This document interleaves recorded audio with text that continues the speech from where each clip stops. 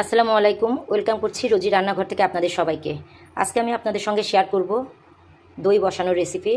তো আজকে আমি 1 কেজি দুধের দই বসাবো। এই দইয়ের নাড়িতেই আমি দই বসাবো। এখানে একটু আমি হালকা হিট দিয়ে নিচ্ছি। এটা হয়ে গেছে। নতুন পদ্ধতিতে দইটা বসাবো। এখানে আমি এই সসপ্যানের মধ্যে আমি এই দইয়ের নাড়িটা বসিয়ে দিব। এটাও আমি হালকা তাপ দিয়ে নিয়েছি।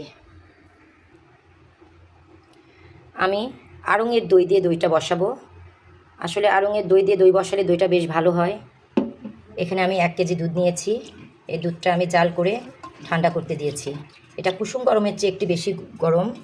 এই অবস্থা আমি দইটা বসাবো। আর এখানে আমি 2 টেবিল চামচের একটু বেশি হবে এই দই নিয়েছি। দইটা আমি ছেঁকে নিয়েছি, কারণ ফ্রিজে দই রাখলে দইটা পানি ঝরে। এখন আমি মেন প্রসেসে আসব।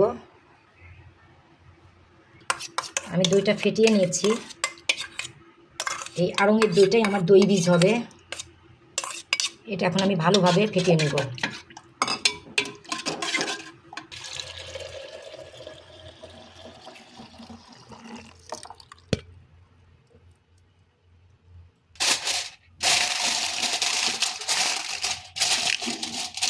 আমি কিন্তু সনাতন পদ্ধতিতে দইটা বসাবো।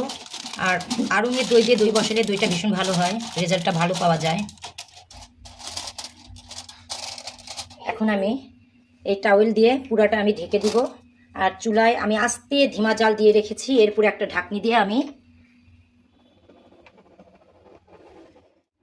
এখানে আমি আরও একটা টাওয়েল দিব, দিয়ে ঢাকনি দিয়ে ঢেকে আমি 12-14 ঘন্টা পর অপেক্ষা করব। এই পর্যন্ত আমরা অপেক্ষা করব সবাই, তারপরে আমি খুলে আবার দেখাবো।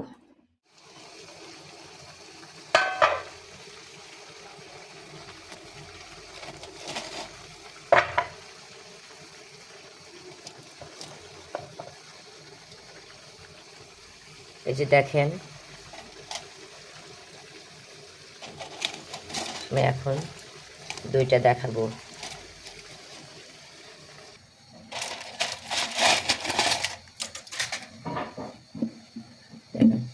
বেশ সুন্দরভাবে দইটা বসে গেছে। দেখেন একটু নড়ছে না। এখন এটা আমি ফ্রিজে রাখবো, তারপরে আবার দেখাবো। বেশ কিছুক্ষণ ফ্রিজে রেখে, ঘন্টাখানেক ফ্রিজে রেখে তারপরে দেখাবো। একটু